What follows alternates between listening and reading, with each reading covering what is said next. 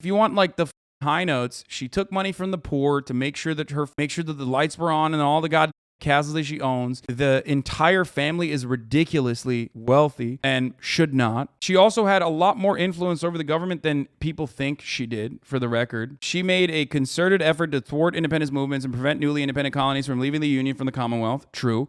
Her legacy is full of colonial violence and plunder, a legacy of racial segregation and institutionalized racism. Also true.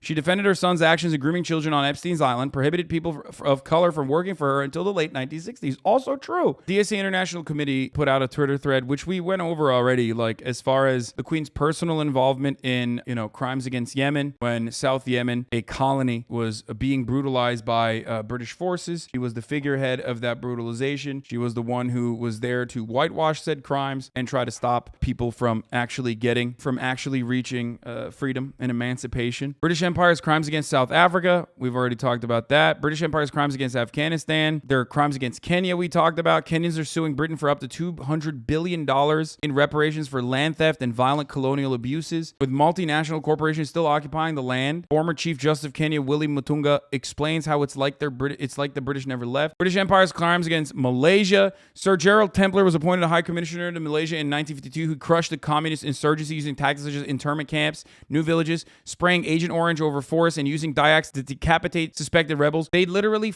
they did this, and the Queen oversaw it as like the head of state, obviously. And they were fighting against communism, so it was appropriate. Gravitas, controversies that rocked the Queen Elizabeth's reign. This might be a pretty good highlight reel of it. Another issue many historians talk about is the Queen's refusal to apologize for the past. She has indeed admitted colonial crimes. She has also visited sites of British excesses, but she has stopped short of apologizing for them. In hindsight, should she have done so? After all, the British Empire was not some benevolent institution. It was ruthless, racist. Really interesting. Why is the coverage like this? Very interesting that the coverage on Indian news is dramatically different. They're not saying that the British Empire was a benevolent institution. That's so strange. I wonder if there's any sort of historical reason for that. That's kind of crazy. I wonder why so many fucking people are excited about the prospect of another remnant of this old superpower that bullied and raped, pillaged, murdered, genocided their people. Feel as though, it's great to disrespect the dead, actually, because of what they represented. If the empire existed today, it would probably be accused of crimes against humanity. No, it wouldn't, because guess what? America. I hate to report on this, but we already have an example.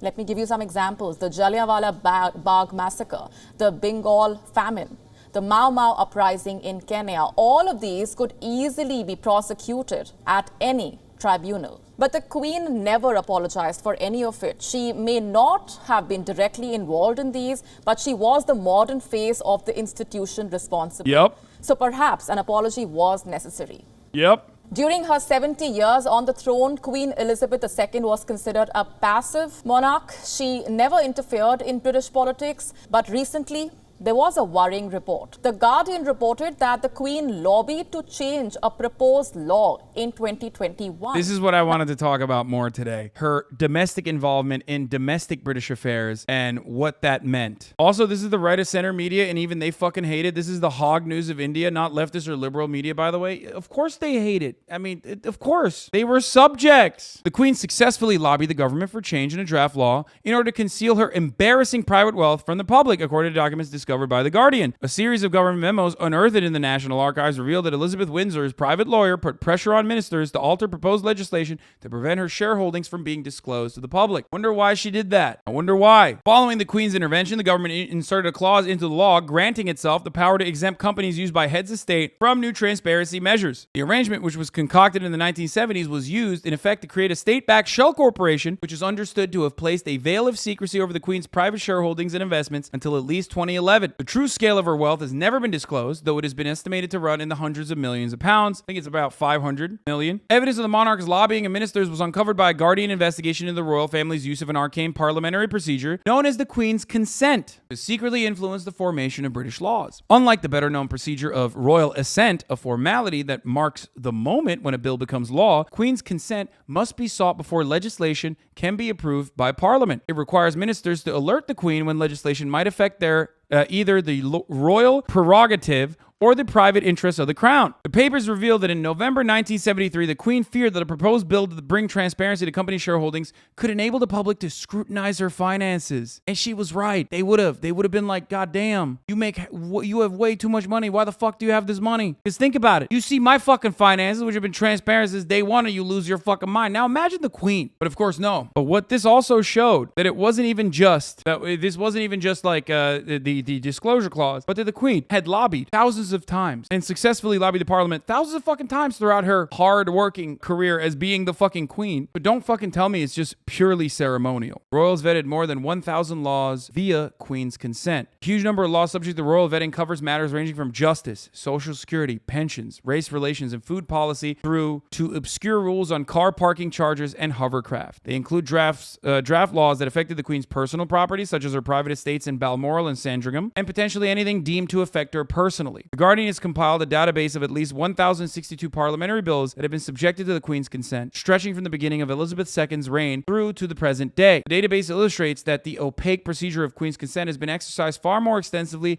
than was previously used. If the Queen was the fucking CEO of a company, you'd be calling for her head. But because she's the Queen and you have been conditioned into thinking that you are the subject of this royal person. But if you're an American, you don't even have that fucking attitude built in. So I don't know what the fuck your problem is. If you're living in Idaho, just learn about this stuff and shut the fuck up. At least the British people that are fucking chirping in the chat, like they're brain broken. They're brain broken. This is what they learned. You know what I mean? They think this is normal. They think it's appropriate because she's like a lovely old lady or whatever the fuck they teach them. She's on the money. At least Americans understand she's like a fucking Disney princess, technically, or supposed to be. But now you're learning that it's far worse than that. It's far more brutal than that. How do you counter the argument that the royals attract money via tourism? Versailles has more tourists and generates more revenue than the Buckingham Palace does. There you go. Easiest fucking counter. Boom. It's over. It's done. Did you guys know that? Did you know that the idea that the Queen needs to exist and be one of the largest landlords on in the country is a ridiculous one? What happened to the monarchs that used to be in the Versailles? I don't know.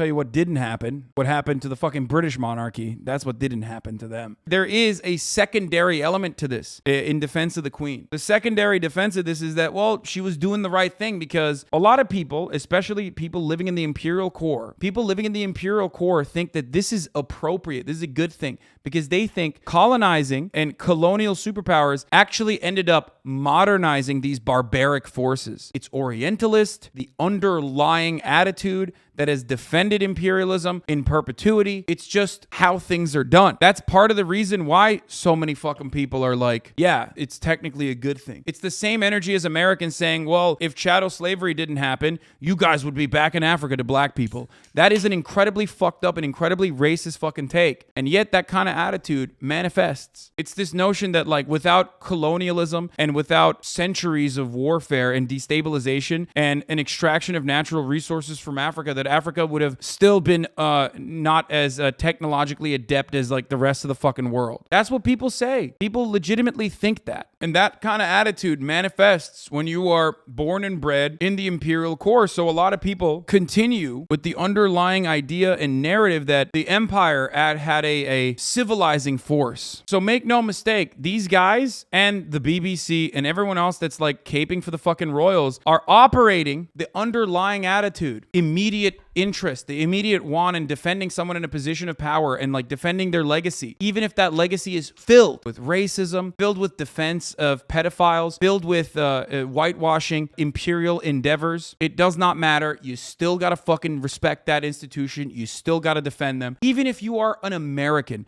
And there's nothing more cucked and disgusting to me than an American who capes for the monarchy.